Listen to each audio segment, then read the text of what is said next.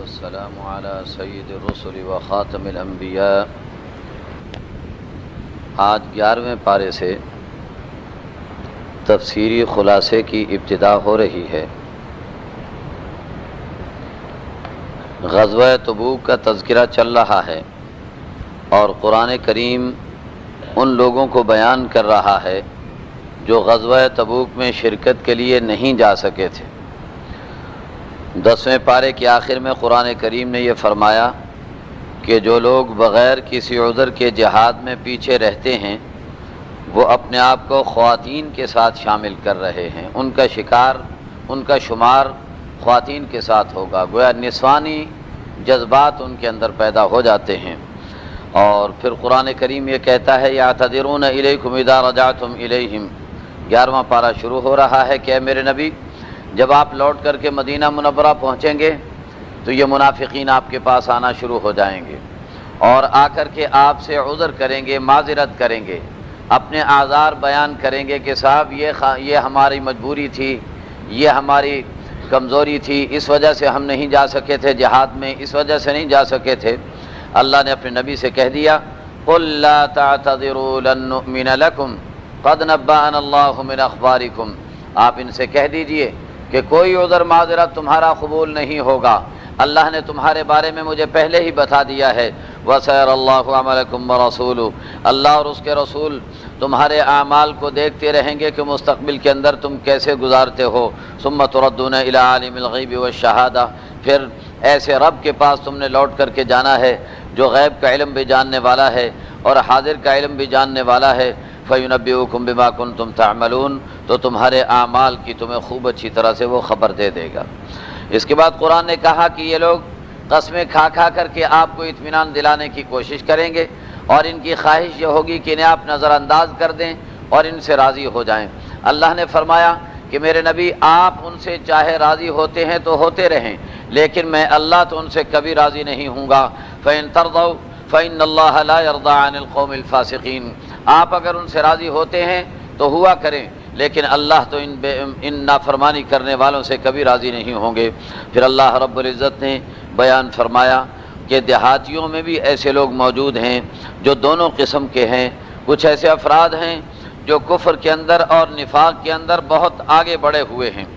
اور وہ اللہ کے نام پر پیسہ خرچ کرنے کو، صدقہ کرنے اور زکوٰۃ دینے کو جرمانہ شمار کرتے ہیں اور کہتے ہیں کہ ہم سے زبردستی پیسہ لیا جاتا ہے اور ہمارے ساتھ زبردستی کی جاتی ہے، اور وہ اس انتظار میں رہتے ہیں کہ مسلمانوں پر کوئی تکلیف و مصیبت آئے جس کے نتیجے کے اندر مسلمان کی قوت ٹوٹ جائے اور انہیں اسلام سے نجات مل جائے۔ اللہ رب العزت فرماتے ہیں علیہم دائرۃ السوء، مصیبتیں تکلیفیں ان پر آئیں گی، واللہ سمیع علیم۔ لیکن ان دیہاتیوں کے اندر بعض دیہاتی ایسے بھی ہیں جو اللہ اور آخرت پر ایمان لاتے ہیں اور اللہ کے نام پر جو پیسہ لگاتے ہیں تو ان کا مقصد ہوتا ہے قربات عند اللہ و صلوات الرسول، اللہ کے نبی کی دعا کے مستحق بن جائیں اور اللہ کا قرب انہیں نصیب ہو جائے۔ الا انہا قربۃ لہم، اللہ فرماتے ہیں واقعی ان کے صدقہ اور خیرات انہیں اللہ کے قریب کرنے والے ہیں۔ سیدخلہم اللہ فی رحمتی، اللہ انہیں اپنی رحمت میں داخل کریں گے اور اللہ بڑے ہی غفور الرحیم ہیں۔ پھر اللہ نے بتایا کہ جو لوگ نیک اعمال میں سبقت کرنے والے، پہل کرنے والے ہیں، چاہے مہاجرین میں سے ہوں چاہے انصار میں سے ہوں، اور قیامت تک ان کی اتباع کرنے والے جو لوگ ہیں ان کے لیے اللہ کا اعلان ہے رضی اللہ عنہم ورضوا عنہ، اللہ ان سے راضی وہ اللہ سے راضی، اور اللہ نے ان کے لیے ایسے باغات تیار کیے ہیں جن کے نیچے ہم نہریں جاری ہوں گی اور یہ ان میں ہمیشہ ہمیشہ رہیں گے، اور یہ بہت بڑی کامیابی ہے جو انہیں نصیب ہو رہی ہے۔ اس کے بعد اللہ رب العزت نے ایسے انسانوں کا تذکرہ فرمایا کہ جو ہیں تو گناہگار، نیکیاں بھی کچھ ان سے سرزد ہوتی ہیں، ان کے نامہ اعمال میں گناہ بھی موجود ہیں، لیکن ان کی صورتحال یہ ہے کہ اعترفوا بذنوبہم خلطوا عملا صالحا وآخر سیئا، ہیں تو گناہگار لیکن اپنے گناہ پر اکڑتے نہیں ہیں بلکہ اپنے گناہ کا اعتراف کرتے ہیں اور اللہ کے سامنے اپنی عز و انکساری کو ظاہر کر کے اور اللہ سے معافی مانگتے ہیں۔ عسى اللہ ان یتوب علیہم، امید ہے کہ اللہ ان کے گناہوں کو معاف فرما دیں گے۔ ان اللہ غفور الرحیم۔ خذ من اموالہم صدقۃ تطہرہم وتزکیہم بہا وصل علیہم، آپ ان کے مال میں سے ان کی زکوٰۃ وصول کیا کریں اور اس کے ذریعے سے انہیں پاک کرتے رہیں اور ان کا تزکیہ فرمائیں، وصلی علیہم، اور انہیں دعا بھی دیتے رہیں۔ اس بنا پر علماء کرام یہ فرماتے ہیں کہ جب کسی سے زکوٰۃ وصول کی جائے، صدقہ وصول کیا جائے، تو اس کے لیے دعا بھی کر دینی چاہیے کہ اللہ نے اپنے نبی کو حکم دیا ہے وصلی علیہم، ان صدقہ اور زکوٰۃ دینے والوں پر آپ دعا کیا کریں ان کے لیے، اور ان پر رحمت کے نزول کی درخواست اللہ سے کیا کریں۔ ایک اور بات میں یہاں عرض کرتا چلوں کہ صدقہ اور خیرات دینا ایک بہت بڑی عبادت ہے، لیکن بعض اوقات صدقہ خیرات دیتے ہوئے، زکوٰۃ دیتے ہوئے، جسے صدقہ خیرات دیا جا رہا ہے نا، اس کے بارے میں دل میں کچھ خیالات آنے لگ جاتے ہیں اور انسان سمجھتا ہے کہ میں تو بڑھیا اور یہ گھٹیا میں اس کو دے رہا ہوں، اس کی مدد کر رہا ہوں۔ ایک بات تو اس سلسلے میں یہ یاد رکھیے کہ علماء کرام یہ فرماتے ہیں کہ مسجد کا احترام کیوں کرتے ہو؟ اس لیے کہ مسجد میں تمہارا ایک فرض ادا ہوتا ہے، نماز کا فرض مسجد میں ادا ہوتا ہے، اس لیے مسجد قابل احترام ہے، اور غریب پر زکوٰۃ کا فرض ادا ہوتا ہے، اس لیے غریب کی بھی وہی عزت ہونی چاہیے جو مسجد کی عزت اور احترام کیا جاتا ہے۔ اور دوسری بات میں عرض کرنا چاہوں کہ وہ اور زیادہ انسان کے لیے حوصلہ افزائی کا باعث ہوگی صدقہ خیرات کرنے والے اور زکوٰۃ دینے والوں کے لیے۔ اللہ کے نبی نے ارشاد فرمایا ان الصدقۃ تقع فی ید الرحمن قبل ان تقع فی ید المسکین، کہ صدقہ اور خیرات پہلے اللہ کے ہاتھ میں جاتا ہے، اس کے بعد مسکین اور غریب کے ہاتھ میں جاتا ہے۔ گویا جب آپ دے رہے ہوتے ہیں تو آپ کو ہاتھ تو مسکین کا نظر آ رہا ہوتا ہے، لیکن اللہ آپ سے لے کر کے غریب کے حوالے کر رہے ہوتے ہیں، تو آپ اس غریب کو نہیں دے رہے، آپ اللہ کو دے رہے ہیں۔ اس بنا پر صدقہ ادا کرتے ہوئے، خیرات کرتے ہوئے، زکوٰۃ ادا کرتے ہوئے کبھی اپنے اندر بڑائی کے جذبات نہیں لانے چاہیے، اتراہٹ اپنے اندر نہیں آنے دینی چاہیے، اور غریب کا احترام بھی برقرار رہنا چاہیے۔ الم یعلموا ان اللہ هو یقبل التوبۃ عن عبادہ، کیا ان کو اس بات کا علم نہیں ہے کہ اللہ اپنے بندوں کی توبہ قبول کر لیتے ہیں؟ ویأخذ الصدقات، اور بندوں کے صدقات کو اللہ قبول فرماتے ہیں۔ وان اللہ هو التواب الرحیم، اور اللہ تعالیٰ توبہ کو قبول کرنے والے اور بڑے ہی رحم فرمانے والے ہیں۔ پھر اس کے بعد اللہ رب العزت نے ایک مسجد کا تذکرہ کیا ہے جو مدینہ منورہ میں قائم کی گئی تھی، اور بڑا ہی سبق آموز واقعہ ہے۔ واقعہ یہ ہوا تھا کہ اللہ کے نبی جب قباء میں تشریف لائے تو وہاں ایک مسجد قائم کی گئی، مخلص صحابہ کرام اس مسجد کے اندر آیا کرتے تھے، عبادت کیا کرتے تھے۔ اللہ کے نبی علیہ الصلاۃ والسلام مدینہ منورہ منتقل ہو گئے، وہاں مسجد نبوی بھی تعمیر ہو گئی۔ تو اب بعض فتنہ پرور اور فسادی لوگوں نے یہ سوچا کہ مسلمانوں کے اندر آپس میں انتشار ڈالا جائے، پھوٹ ڈالی جائے، لیکن ہم اگر انتشار اور پھوٹ ڈالنے کی کارروائیاں کریں گے تو وہ چھپیں گی نہیں۔ انہیں چھپانے کے لیے کوئی مذہبی شیلٹر ہونا چاہیے، کوئی مذہبی سہارا ہونا چاہیے، جس کے ذریعے سے ہم اپنی کارروائیوں کو چھپا کر اندر خانہ مسلمانوں کے اندر فرقہ واریت پھیلائیں۔ وَتَفْرِيقًا بَيْنَ الْمُؤْمِنِينَ، قرآن نے یہ لفظ استعمال کیا ہے کہ مسلمانوں کے درمیان فرقہ واریت پھیلانے کے لیے انہوں نے ایک کوشش کی تھی، اور کوشش یہ ہوئی تھی کہ عیسائی ایک ابو عامر الفاسق عیسائی راہب تھا، وہ عیسائیت کا پرچار کیا کرتا تھا۔ اس نے بعض منافقین کو ساتھ لے کر کے کہا کہ ہم ویسے اگر کہیں جمع ہوں گے، اکٹھے ہوں گے تو ہماری مخالفت ہوگی اور ہمارے راز تشت بام ہو جائیں گے، لہذا ہم ایک مسجد بنا لیتے ہیں، مسجد کے اندر جمع ہوا کریں گے، کسی کو اعتراض بھی نہیں ہوگا، لوگ کہیں گے بھی دیکھو یہ مسجد میں گئے ہیں، تو لوگ ہماری تعریف ہی کریں گے، برائی تو ہوگی نہیں، اور اندر بیٹھ کر پلاننگ کیا کریں گے مسلمانوں کے خلاف اور مسلمانوں کو نقصان پہنچانے کے طریقے سوچا کریں گے۔ اب انہوں نے یہ سوچا کہ مسجد تو ہم بنا لیں گے، لیکن اس مسجد کا تقدس اس وقت تک بحال نہیں ہوگا جب تک اللہ کے نبی مسجد میں قدم رنجہ نہ فرما دیں اور مسجد کا افتتاح نہ فرما دیں۔ لہذا وہ اللہ کے نبی کے پاس ان کے نمائندے آ گئے اور کہا کہ یا رسول اللہ، بعض بیچارے معذور اور کمزور ہوتے ہیں، بیمار ہوتے ہیں، وہ یہاں مسجد نبی تک نہیں آ سکتے، مسجد قباء تک نہیں جا سکتے، لہذا ہم نے قریب ہی ایک مسجد بنا لی ہے، آپ تشریف لا کر 2 رکعت ادا فرما دیں اور اس مسجد کا افتتاح کر دیں۔ اللہ کے نبی علیہ السلام تو بڑے نرم دل انسان تھے، آپ نے فرمایا بہت اچھی بات ہے، ہم ابھی ذرا لمبے سفر پہ جا رہے ہیں، تبوک سے واپسی پر ہم تمہاری مسجد میں آ جائیں گے اور وہاں آ کر کے عبادت کر لیں گے۔ لیکن اللہ کے نبی جب تبوک سے واپس پہنچے تو قرآن کریم اتر آیا۔ اللہ رب العزت نے فرمایا کہ میرے نبی یہ مسجد نہیں بنائی جا رہی ہے، یہ مسلمانوں کو نقصان پہنچانے کا اڈا بنایا جا رہا ہے، اسلام کے خلاف سازشوں کا اڈا بنایا جا رہا ہے، لہذا لا تقم فیہ ابدا، آپ اس مسجد میں قطعا تشریف نہ لے جائیں، یہ مسجد اس قابل ہی نہیں ہے کہ یہاں پر جایا جائے۔ والذین اتخذوا مسجدا ضرارا وکفرا وتفریقا بین المؤمنین، ان لوگوں نے مسجد بنائی ہے کفر کو پھیلانے کے لیے، مسلمانوں میں فرقہ واریت کو پھیلانے کے لیے، واضرارا،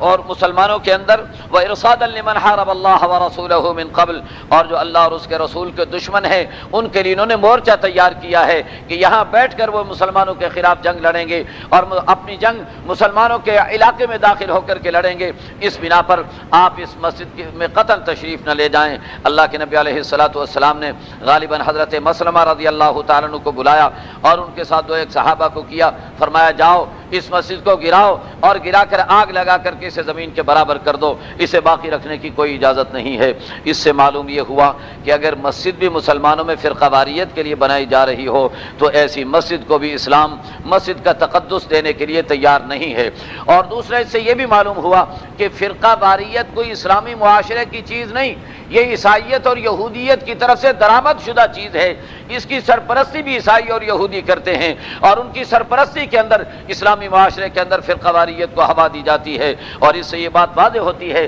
کہ عیسائیوں کی زیر سرپرستی یہ مسجد بنی تھی اور ان کا مقصد تھا کہ اس مسجد سے مسلمانوں میں توڑ پیدا کریں گے اور ان کے اندر پھوٹ ڈالیں گے۔ اللہ رب العزت ہمیں عیسائیوں، یہودیوں اور دشمنان اسلام کی سازشوں سے آگاہ ہونے کی توفیق عطا فرمائے۔ آگے اللہ رب العزت نے قباء والوں کی تعریف کی اور ان کے بارے میں اللہ نے فرمایا لمسجد اسس علی التقوی، جو مسجد تقوی کی بنیادوں پر قائم کی گئی ہے، احق ان تقوم فیہ، وہ اس بات کے زیادہ لائق ہے کہ آپ وہاں جا کر کے نماز پڑھیں اور اس مسجد کے اندر جا کر کے قیام فرمائیں۔ اور پھر قرآن نے کہا فیہ رجال یحبون ان یتطہروا، اس میں ایسے لوگ بستے ہیں کہ جو اپنے آپ کو پاک و صاف رکھنے میں بڑا ہی کوشش کرتے ہیں۔ تو اللہ کے نبی نے قباء والوں کو بلا کر کے پوچھا کہ اللہ نے تمہاری تعریف کی ہے، تم طہارت کیسے حاصل کرتے ہو؟ کہنے لگے یا رسول اللہ پہلے ڈھیلا استعمال کرتے ہیں پھر پانی استعمال کرتے ہیں، گویا دوہرے طریقے سے طہارت حاصل کرتے ہیں۔ اللہ کے نبی نے باقی صحابہ کو بھی حکم دیا کہ یہ طہارت حاصل کرنے کا بڑا اچھا طریقہ ہے کہ پہلے ڈھیلے سے صفائی کی جائے، ٹیشو پیپر وغیرہ آج کے زمانے میں استعمال کیا جا سکتا ہے، اور اس کے بعد پانی کو استعمال کیا جائے۔ واللہ یحب المطہرین۔ اس کے بعد اللہ رب العزت نے ایک تجارت کا ذکر کیا ہے۔ اللہ فرماتے ہیں ایک تجارت مسلمانوں کے درمیان اور اللہ کے درمیان جاری ہے، اور اللہ خریدار ہیں اور مسلمان فروخت کرنے والا اور بیچنے والا ہے۔ اللہ تعالیٰ نے قیمت جو لگائی ہے وہ جنت کی لگائی ہے، اور مسلمان نے جو سودا لگایا ہے وہ اپنی جان اور مال کا لگایا ہے۔ مسلمان اپنا جان اور مال اللہ کو بیچتا ہے اور اللہ مسلمان کا جان اور مال جنت کے بدلے میں خریدتا ہے۔ اللہ فرماتے ہیں ان اللہ اشتری من المؤمنین انفسهم واموالهم بان لهم الجنہ۔ کل ایک صاحب کہنے لگے کہ آپ تو جہادی جہاد بیان کرتے چلے جا رہے ہیں۔ میں نے کہا میں کیا کروں، قرآن کے اندر یہ آیتیں ہر سپارے کے اندر آپ جہاد کا تذکرہ سن رہے ہیں، جب تک یہ آیتیں باقی رہیں گی ہم اسے بیان کرتے رہیں گے۔ اور یاد رکھیے کہ یہ آیتیں قیامت تک برقرار اور باقی ہیں، اللہ نے ان کی حفاظت کی ذمہ داری لے رکھی ہے، اور انشاءاللہ ان کا بیان بھی قیامت تک جاری و ساری رہے گا انشاءاللہ ثم انشاءاللہ۔ اللہ فرماتے ہیں ان اللہ اشتری من المؤمنین انفسهم واموالهم بان لهم الجنہ، اللہ نے ایمان والوں کے جان بھی خرید لی اور ایمان والوں کے مال بھی خرید لیے، اور بدلے کے اندر اللہ نے جنت عطا فرما دی۔ اب تم سارے بک گئے ہو، اللہ کے ہاتھ میں اپنے آپ کو بیچ دیا ہے، اب ہمارا جسم ہمارا نہیں، ہمارا مال ہمارا نہیں، ہمارے جسم میں بھی کس کا حکم چلے گا؟ خریدار کا حکم چلے گا۔ ہمارے مال میں کس کا حکم چلے گا؟ خریدار کا حکم چلے گا۔ اور اللہ نے ہمارے جان و مال کو خرید لیا، لہذا اب ہمارا جسم اور ہمارا مال اللہ کی مرضی کے مطابق استعمال ہونا چاہیے۔ اللہ فرماتے ہیں پہلی بات تو یہ ہے کہ میں نے تم سے وعدہ کر لیا ہے، تم نے جو وعدہ کیا ہے پکا وعدہ ہونا چاہیے، اور جو اپنے وعدے کو پورا کرے گا تو اسے خوش ہو جانا چاہیے کہ اس کا سودا اللہ کے ساتھ پکا ہو گیا ہے۔ جب کسی بڑی پارٹی اور قابل اعتماد پارٹی سے سودا ہو جائے تو بڑے خوش ہوتے ہیں کہ صاحب بڑا اچھا ہوا، اچھی پارٹی مل گئی اور اس کے ساتھ ہمیں کاروبار میں نقصان نہیں ہوگا۔ اللہ کہتے ہیں مجھ سے بہتر پارٹی اور کون ہوگی، میرے ساتھ تمہارا سودا ہو رہا ہے۔ فاستبشروا ببیعکم الذی بایعتم بہ، تم نے جو کاروبار کیا ہے، تم نے جو تجارت کی ہے، اس پر خوشیاں مناؤ کہ تمہاری اللہ کے ساتھ تجارت کارآمد ہو گئی ہے۔ وذالک هو الفوز العظیم، یہ بہت بڑی کامیابی ہے۔ اب تمہارے اندر خوبیاں کیا پیدا ہونی چاہیے؟ میں نے عرض کیا نا، اب ہم اپنے نہیں رہے، ہمارا جان و مال ہمارا اپنا نہیں رہا، اللہ کا ہو چکا اور اللہ اس کے مالک بن چکے خرید کر کے۔ اب اللہ فرماتے ہیں کہ میں تمہارے جان و مال کے اندر کیا باتیں دیکھنا چاہتا ہوں۔ التائبون، یہ توبہ کرنے والے ہونے چاہیے، عبادت کرنے والے ہونے چاہیے، اللہ کی حمد و ثنا کرنے والے ہونے چاہیے، روزہ رکھنے والے ہونے چاہیے، رکوع اور سجدے کرنے والے ہونے چاہیے، امر بالمعروف نہی عن المنکر کرنے والے ہونے چاہیے، اللہ کی حدود کی حفاظت کرنے والے ہونے چاہیے، اور ایمان والوں کے لیے خوشخبریاں سنا دیجیے۔ اس کے بعد اللہ رب العزت نے بتایا کہ ایمان والے کبھی مشرکین کے لیے دعائے مغفرت نہیں کیا کرتے۔ ابراہیم علیہ السلام نے اگرچہ اپنے ابا کے لیے دعائے مغفرت کی تھی، لیکن اس وقت کی تھی جب انہیں توقع تھی کہ یہ مسلمان ہو جائیں گے، لیکن جب انہیں پتہ چل گیا کہ انہ عدو للہ تبرأ منہ، جب یہ واضح ہو گیا کہ میرا باپ اللہ کا دشمن ہے، تو ابراہیم علیہ السلام نے ان سے برات کا اظہار کر دیا۔ ان ابراہیم لأواہ حلیم۔ اس کے بعد اللہ رب العزت نے ان تین نوجوان، ان تین مجاہدین کی توبہ کی قبولیت کا تذکرہ کیا ہے۔ ذرا سی بات اس پر بھی ہوگی، وہ تین حضرات کون تھے؟ حضرت کعب ابن مالک، حضرت مرارہ ابن ربیعہ اور حضرت ہلال ابن یصاف۔ یہ تین حضرات تھے جن لوگوں نے جہاد کے لیے جانے سے پیچھے رہ گئے تھے، اور ان لوگوں نے واضح طور پر اللہ کے نبی سے عرض کر دیا تھا کہ یا رسول اللہ، ہمارا کوئی عذر نہیں تھا، اور جہاد کے لیے عذر کیا ہوتا ہے؟ کوئی عذر ہے ہی نہیں جہاد سے روکنے والا، اس بنا پر ہمارا کوئی عذر نہیں تھا۔ اللہ کے نبی نے ان کے معاملے کو پینڈنگ میں ڈال دیا تھا، ان کے معاملے کو مؤخر کر دیا تھا، اور فرمایا تھا بعد میں فیصلہ ہوگا۔ چنانچہ اللہ نے ان کے لیے، اللہ کے نبی نے یہ فیصلہ کر دیا کہ ان کا بائیکاٹ کیا جائے گا، ان سے بات چیت نہیں ہوگی، ان سے تعلقات بند کر دیے جائیں گے، ان کا حقہ پانی بند کر دیا جائے گا۔ جیسے برادریوں کے اندر کسی کے بائیکاٹ کا فیصلہ کر دیا جاتا ہے، تو اللہ کے نبی نے فیصلہ کر دیا کہ ان تین حضرات کے ساتھ سارے مسلمان لا تعلق ہو جائیں۔ حضرت کعب نے اپنا واقعہ بڑی تفصیل کے ساتھ لکھا ہے، بڑا دلچسپ واقعہ ہے، اختصار کے ساتھ کہنے کی کوشش کروں گا۔ حضرت کعب فرماتے ہیں کہ میرے دونوں ساتھی، وہ تو پہلے تو حضرت کعب یہ فرماتے ہیں کہ مجھے لوگوں نے ملامت کی کہ کعب تم بڑے سمجھدار آدمی ہو، بات کرنے کا ڈھنگ اور سلیقہ جانتے ہو، تم اللہ کے نبی سے خوبصورتی کے ساتھ گفتگو کرتے اور اللہ کے نبی کو مطمئن کر دیتے، اللہ کے نبی تمہیں دعائیں دے دیتے اور تمہارے ساتھ یہ ناراضگی کا معاملہ نہ ہوتا۔ حضرت کعب فرمانے لگے نہیں، میں نے سچ بولا اس لیے ہے کہ مجھے پتا تھا کہ اگر میں نے لگی لپٹی بات رکھی اور میں نے غلط بیانی سے کام لیا تو فرشتہ اتر آئے گا اور میرا سارا کچا چٹھا کھول کر کے رکھ دے گا اور میری ساری غلط بیانی کو واضح کر دے گا۔ اس بنا پر میں خود ہی کیوں نہ سچ بات کہہ دوں، لہذا میں نے صاف بات کہہ دی ہے۔ مجھے یہ بتاؤ کہ کوئی اور بھی میرے ساتھ ہیں؟ تو پتہ چلا کہ دو اور حضرات موجود ہیں۔ حضرت کعب فرماتے ہیں وہ دونوں بندے ایسے تھے جو بدر کی جنگ کے اندر شریک ہوئے تھے، اور بدر والوں کے لیے اللہ کا فیصلہ کیا ہے؟ اعملوا ما شئتم فقد غفرت لکم، جاؤ تم جو بھی کرو کر گزرو، ہم نے تمہیں معاف کر دیا ہے۔ گویا بدر والوں کو اجازت دی گئی تھی کہ اگر تم سے کوئی جرم گناہ بھی ہو گیا تو معاف کر دیں گے، اس کے باوجود ترک جہاد کا گناہ بدر والوں کو بھی معاف نہیں کیا گیا۔ آج ہم نماز چھوڑنے کو گناہ سمجھتے ہیں، روزہ چھوڑنے کو گناہ سمجھتے ہیں، لیکن کتنے افسوس کی بات ہے کہ جہاد چھوڑنے کو کوئی گناہ نہیں سمجھتے، جہاد چھوڑنے کو گناہ نہیں سمجھتے، بلکہ اس کے لیے مختلف قسم کے بہانے بنا کر کے اپنے جواز پیدا کرنے کی کوشش کرتے ہیں۔ بہر صورت وہ دو صحابی جو بدری تھے ان کو بھی معاف نہیں کیا گیا اور انہیں بھی سزا لگائی گئی۔ تو حضرت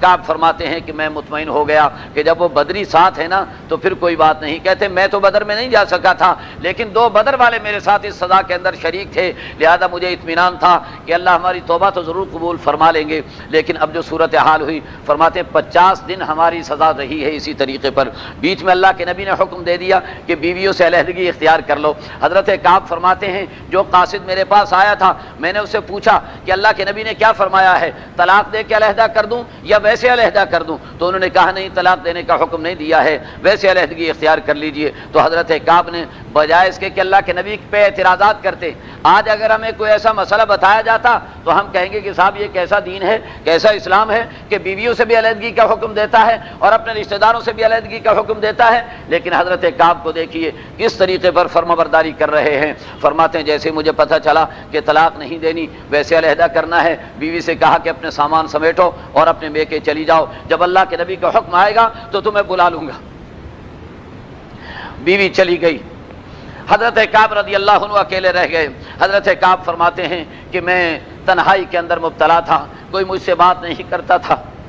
بعض اوقات میں پریشان ہو جاتا کہ میں اکیلا ہوں کیا کروں، تو میں بات چیت کرنے کے خیال سے باہر نکلتا،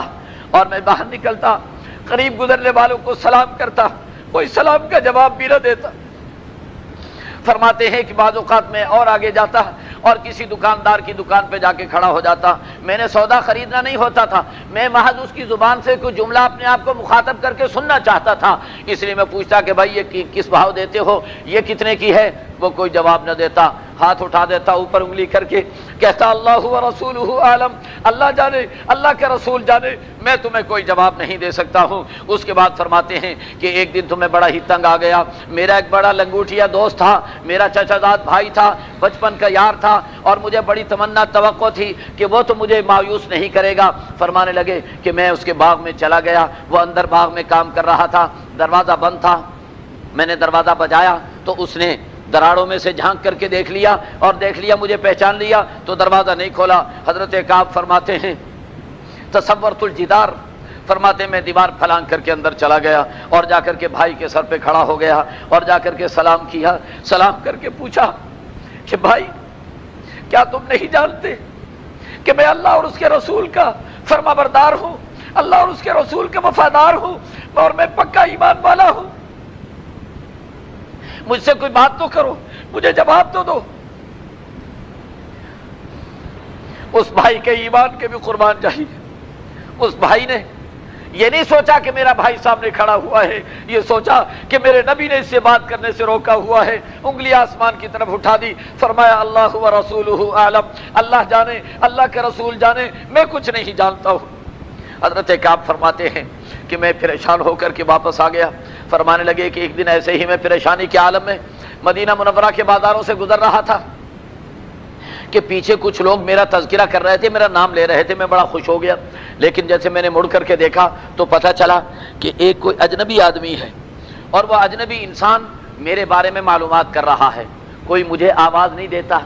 اور میرے پاس اسے لے کر نہیں آتا، بلکہ اشارے سے بتا رہے ہیں کہ وہ جا رہا ہے۔ وہ اجنبی میرے پاس آ گیا اور اس نے آ کر کے کہا کہ قبیلہ غسان کے بادشاہ کا پیغام لے کر کے آیا ہوں، یہ اس کا خط ہے، آپ کے نام پر لایا ہوں۔ حضرت کعب کہتے میں نے کھول کر کے پڑھا تو اس میں لکھا ہوا تھا کہ کعب تو بہت بڑا آدمی ہے، بڑا دانشور ہے، بڑا سمجھدار ہے، لہذا تیرے جیسے انسان کے ساتھ تیرے قائد نے جو معاملہ کیا ہے یہ اچھا نہیں کیا ہے، اس بنا پر میں اپنے دروازے تمہارے لیے کھول رہا ہوں، آ جاؤ، میں اپنی کابینہ میں تمہیں شامل کرنے کے لیے تیار ہوں، میرے ہاں تشریف لے آئیے۔ حضرت کعب نے اسے پڑھا۔ اب ذرا سنیے تو صحیح، ہمیں تو اگر چند ڈالر دے دیے جائے تو ہم اسلام کے خلاف قدم اٹھانے کے لیے تیار ہو جائیں۔ حضرت کعب کو اتنی بڑی پیشکش کی گئی، لیکن حضرت کعب نے کیا فرمایا؟ فرمانے لگے میں نے دل میں سوچا کہ ارے کعب تو اتنا گر گیا کہ کافر بے ایمان تجھے ایمان سے منحرف کرنے کی سوچنے لگ گئے، اور پھر اس سے کہا کہ تم کیا چاہتے ہو؟ اس نے کہا میں اس کا جواب چاہتا ہوں۔ حضرت کعب نے فرمایا کہ آؤ ذرا میرے پاس، میں تمہیں اس کا جواب دیتا ہوں۔ اسے ساتھ لے کر آگے بڑھے۔ فرمانے لگے آگے ایک تنور والے کی دکان تھی، وہاں تنور میں آگ جل رہی تھی۔ فرماتے میں نے وہ خط لے کر کے یوں پھاڑا، ٹکڑے ٹکڑے کیا اور ٹکڑے ٹکڑے کر کے تنور میں پھینکا اور کہا جاؤ اپنے بادشاہ کو کہہ دو اس کے لیے میرا یہی جواب ہے کہ جو اللہ کے نبی کے مقابلے میں مجھے منحرف کرنے کی کوشش کرے، میرا جواب یہی ہے کہ میں اسے جہنم رسید کرتا ہوں اور اس کے خط کو آگ کی نظر کرتا ہوں، مجھے اس کی کوئی پرواہ نہیں ہے۔ حضرت کعب کے ایمان کا اندازہ لگائیے اور ان کی جرأت کا اندازہ لگائیے اور ان کی سچی توبہ کا اندازہ لگائیے۔ حضرت کعب فرماتے ہیں کہ ایک دن میں اپنے مکان کی چھت پہ بیٹھا عبادت کر رہا تھا، صبح فجر کی نماز میں کہنے لگے میں گیا نہیں تھا مسجد نبوی میں نے اپنے مکان کی چھت پر ہی نماز پڑھ لی اور وہیں بیٹھا وظائف کر رہا تھا کہ اتنے میں ایک شخص کو میں نے دیکھا کہ وہ دوڑا ہوا چلا آ رہا ہے، وہ ابھی میرے پاس پہنچا ہی نہیں تھا کہ ایک شخص ادھر پہاڑی پر چڑھا ہوا اوپر سے چلا اٹھا اور کہا کعب تجھے مبارک ہو، اللہ نے تیری توبہ قبول فرما لی۔ حضرت کعب فرماتے ہیں یہ سنتے ہی میں سجدے میں گر گیا اور سجدہ شکر ادا کیا اور اللہ کی تعریف کی، اور پھر اس کے بعد فرمانے لگے کہ یہ جو 50 دن کا عرصہ گزرا تھا میں نے صدقہ اور خیرات کر کے اپنے اللہ کو راضی کرنے کے لیے اتنی کوشش کی تھی کہ میرے گھر کے اندر کوئی چیز باقی نہیں بچی تھی، سب اللہ کے نام پر لٹا چکا تھا۔ اپنے روٹھے ہوئے اللہ کو راضی کرنے کے لیے۔ فرماتے ہیں کہ جو خوشخبری لے کر کے آیا تھا اسے میں کچھ دینا چاہتا تھا لیکن دینے کو میرے پاس کچھ نہیں تھا۔ فرمانے لگے میں نے اپنی قمیض جسم کی اتاری اور اتار کر کہا یہ تحفہ قبول کر لو میری طرف سے، تم نے مجھے بڑی اچھی خبر سنائی ہے، میرا یہ تحفہ لے لو۔ فرمانے لگے کہ اس کے بعد میں نے سوچا کہ اب اللہ کے نبی کی خدمت میں حاضری دینی ہے، تو پڑوسی سے میں نے ادھارے کی قمیص مانگی اور وہ پہنی اور پہن کر اللہ کے نبی کی خدمت میں حاضر ہوا۔ کہنے لگے کہ وہی مدینہ جو میرے لیے اوپرا بنا ہوا تھا اور وہی لوگ جو مجھ سے میرے سلام کا جواب دینے کے لیے تیار نہیں تھے۔ فرماتے ہیں کہ اب میں جب جا رہا تھا تو ہر طرف سے مبارکبادیں اور ہر طرف سے سلامیاں آ رہی تھی، ہر طرف سے سلام کیے جا رہے تھے اور مبارکبادیں دی جا رہی تھی۔ فرمانے لگے میں آگے بڑھا، مسجد نبوی میں داخل ہوا، اللہ کے نبی مسکرا دیے، کہنے لگے میں حاضر خدمت ہو گیا اور میں نے عرض کی کہ یا رسول اللہ یہ توبہ کی قبولیت کا فیصلہ آپ کا ہے یا اللہ کا ہے؟ میرے نبی نے فرمایا کہ اللہ کا فیصلہ ہے، اور قرآن میرے نبی نے پڑھ کر کے سنا دیا، لقد تاب اللہ علی النبی والمہاجرین والانصار الذین تبعوہم باحسان رضی اللہ عنہم ورضوا عنہ الذين اتبعوه في ساعة العسرة من بعد ما كاد يزيغ قلوب فريق منهم ثم تاب عليهم إنه بهم رؤوف رحيم وعلى الثلاثة الذين خلفوا، وہ تین افراد جن کا معاملہ مؤخر کر دیا گیا تھا اللہ نے ان کی توبہ قبول فرما لی ہے، اور ان کی صورتحال یہ ہو گئی تھی کہ زمین اپنی وسعتوں کے باوجود ان پر تنگ ہو کر کے رہ گئی تھی، اور وہ یہ سمجھ گئے تھے کہ اب اللہ کے علاوہ ہمارا کوئی ٹھکانہ نہیں ہے۔ اللہ نے ان کی توبہ قبول فرما لی، اللہ بڑے ہی تواب الرحیم ہیں۔ تو اللہ نے اس طریقے پر حضرت کعب کی توبہ قبول فرمائی۔ حضرت کعب فرماتے ہیں مجھے یہ تو یقین تھا کہ اللہ میری توبہ ضرور قبول فرمائیں گے، لیکن میں اس کی توقع نہیں کر سکتا تھا کہ ہماری توبہ کی قبولیت میں قرآن یتلا اترے گا، ایسا قرآن اترے گا جو قیامت تک تلاوت ہوتا رہے گا اور ہمارا تذکرہ رہتی دنیا تک برقرار رہے گا اور ہماری توبہ کا تذکرہ ہوتا رہے گا۔ بہر صورت حضرت کعب نے فرمایا کہ میں نے اللہ کے نبی سے عرض کی کہ یا رسول اللہ توبہ کی قبولیت کی وجہ کیا ہے؟ کہ میں نے سچ بول دیا تھا، اس لیے اللہ نے توبہ قبول فرمائی ہے،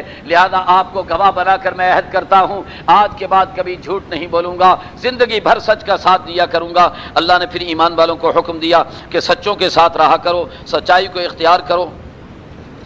اور اللہ کے نبی سے جہاد میں پیچھے رہنے سے اللہ رب العزت نے منع فرمایا کہ کبھی بھی اللہ کے نبی سے پیچھے نہ رہنا۔ حضرت مولانا محمد الیاس صاحب رحمۃ اللہ تعالیٰ علیہ فرمایا کرتے تھے کہ آج اللہ کے نبی تو موجود نہیں ہیں، لہذا آج کے لیے یہ حکم کیسے مانا جائے گا؟ فرمایا کرتے تھے کہ اللہ کے نبی کا قائم مقام دین اسلام ہے، لہذا جہاں اسلام کو جہاد کی ضرورت پیش آئے وہاں جہاد سے پیچھے رہنا ایسا ہے جیسے اللہ کے نبی سے جہاد کے اندر پیچھے رہ جانا، لہذا جب بھی اسلام کو ضرورت پیش آئے مسلمان کو جہاد کے لیے نکلنا ہوگا۔ اور اللہ فرماتے ہیں کہ جو بھی خرچ کرو گے، جو تکلیفیں اٹھاؤ گے، تم پر بھوک آئے گی، پیاس آئے گی، تھکن آئے گی، جو بھی حالت آتی چلی جائے، کتب لہم بہ عمل صالح، فرشتے تمہارے لیے نامہ اعمال کے اندر اعمال صالحہ لکھتے چلے جائیں گے۔ عام حالات کے اندر جہاد فرض کفایہ ہے، قرآن کریم نے اسے بھی ذکر فرمایا، اور پھر قرآن کریم نے یہ بتایا کہ ایمان والو تمہارے جو قریبی کفار ہیں ان کے ساتھ تم قتال جاری رکھو، اور وہ تمہارے اندر سختی محسوس کریں،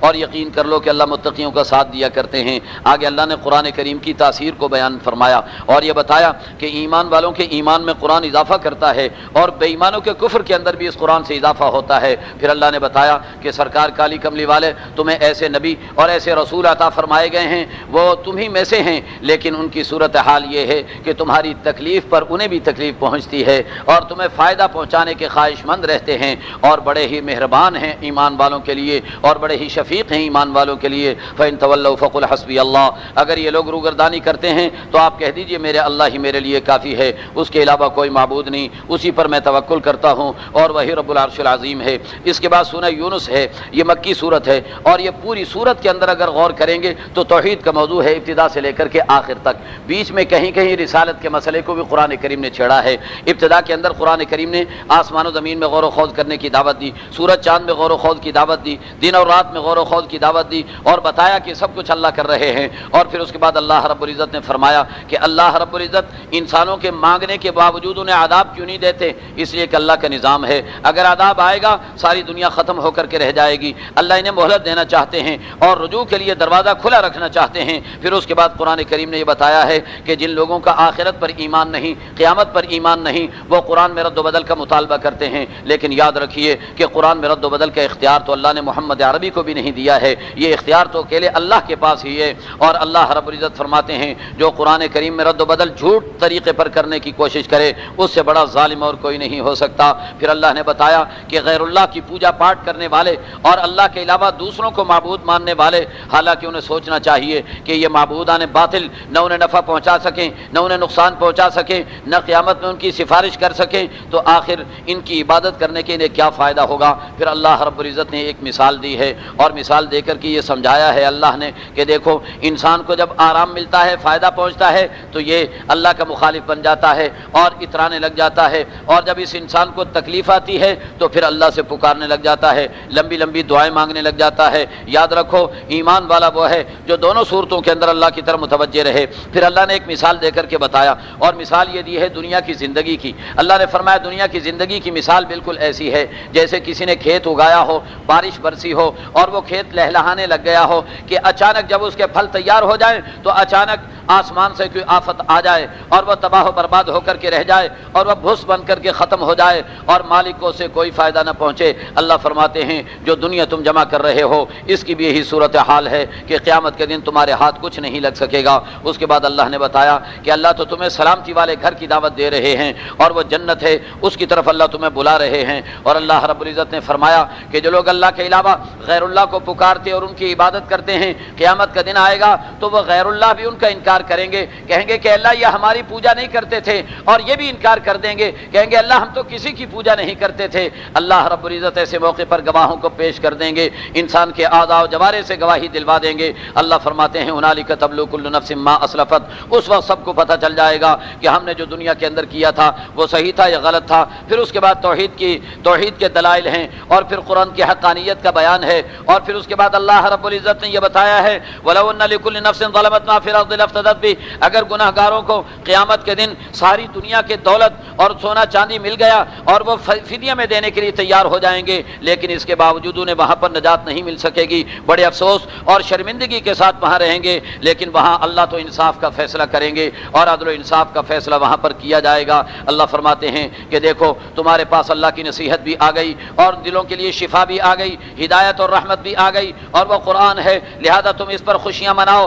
قل بفضل اللہ وبرحمتہ فبذلک فلیفرحوا، میرے نبی ان سے کہہ دیجئے کہ اللہ کا فضل اور اللہ کی رحمت پر خوشیاں مناؤ، هو خیر مما یجمعون۔ پھر اس کے بعد اللہ رب العزت نے دوبارہ توحید کے دلائل کو شروع کیا اور پھر یہ بتایا کہ اللہ کے نیکوکار بندے جو ہیں انہیں قیامت کے دن کوئی غم نہیں ہوگا، کوئی افسوس نہیں ہوگا۔ پھر حضرت نوح علیہ السلام کا قصہ بڑے اختصار کے ساتھ بیان کیا، پھر موسیٰ علیہ السلام کا قصہ بڑے اختصار کے ساتھ بیان کیا، اور اللہ نے بتایا کہ نبیوں کے مخالفین کو اللہ نے تباہ کیا، اور آج بھی آسمانی نظام کے جو مخالف ہوں گے اللہ ان کو تباہ و برباد کر کے رکھ دیں گے۔ اور اس کے بعد اللہ رب العزت نے بتایا کہ فرعون نے مرتے مرتے ایمان لانے کی کوشش کی، لیکن حالت نزع کا ایمان قابل اعتبار نہیں ہوتا، لہذا فرعون کا ایمان تو رد کر دیا گیا، لیکن اس نے زبان سے کلمہ پڑھ لیا تھا، لہذا اللہ نے کہا ٹھیک ہے تیرے جسم کو میں بچانے کا اعلان کرتا ہوں اور اسے عبرت کا سامان بنا دوں گا۔ آج تک فرعون کا جسم پڑا ہوا ہے مصر کے اندر، اور اسے دیکھ کر انسان عبرت حاصل کر سکتا ہے کہ اتنا بڑا مقتدر اعلیٰ جو پوری دنیا کا حکمران بنا ہوا تھا آج کس طرح بے سر و سامانی اور بے یار و مددگار پڑا ہوا ہے۔ قرآن کریم نے اس کے بعد یہ بتایا، حضرت یونس علیہ السلام کا قصہ بڑے ہی اختصار کے ساتھ ذکر کیا اور اتنا بتایا کہ کسی قوم پر عذاب آ جائے تو اللہ ٹالا نہیں کرتے، لیکن یوسف علیہ السلام کی قوم کے عذاب کو اللہ نے ٹال دیا تھا کہ انہوں نے توبہ طائب کی، سچے دل سے معافی مانگ لی، اللہ نے ان کا عذاب ٹال دیا۔ البتہ یونس علیہ السلام کا واقعہ آگے سورہ صافات کے اندر آئے گا تو وہیں اس کی تفصیل بتائیں گے۔ اس کے بعد اللہ فرماتے ہیں اللہ اگر چاہتے تو ساری دنیا کے انسانوں کو ایمان والا بنا دیتے، لیکن افانت تکرہ الناس حتی یکونوا مؤمنین، کیا آپ زبردستی لوگوں کو ایمان والا بنانا چاہتے ہیں؟ نہیں، اللہ کے ہاں زبردستی کا کوئی نظام نہیں، انسان کی اپنی چاہت اور اپنا فیصلہ ہو تب اللہ ہدایت عطا فرمایا کرتے ہیں۔ اس کے بعد اللہ نے توحید کی بات فرمائی اور یہ فرمایا کہ اگر اللہ تمہیں فائدہ پہنچانا چاہیں تو کوئی روک نہیں سکتا، اللہ تمہیں نقصان دینا چاہیں تو کوئی ہٹا نہیں سکتا۔ اور پھر فرمایا یا ایھا الناس قد جاءکم الحق من ربکم، اے انسانوں تمہارے رب کی طرف سے حق آ گیا، فمن اہتدی فانما یہتدی لنفسہ، اگر سیدھے راستے پر چلو گے